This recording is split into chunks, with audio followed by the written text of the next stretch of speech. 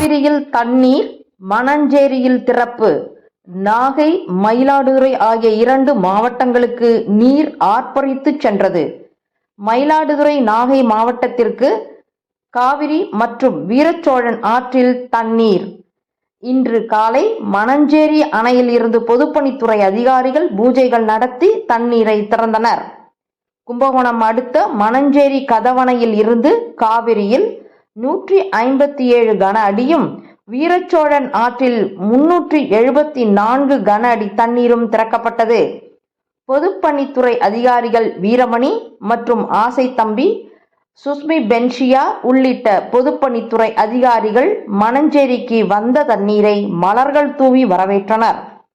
தொடர்ந்து அங்கு சிறப்பு பூஜைகள் செய்து தண்ணீரை காவிரி மற்றும் வீரச்சோழன் 2 ஆறுகளில் திறந்துவிட்டனர். இங்கு திறக்கப்பட்ட இந்த தண்ணீர் மயிலாடுதுறைக்கு மாலை சென்றடையும் என எதிர்பார்க்கப்படுகிறது. இதனால் விவசாயிகளும் பொதுமக்களும் மகிழ்ச்சி அடைந்தனர்.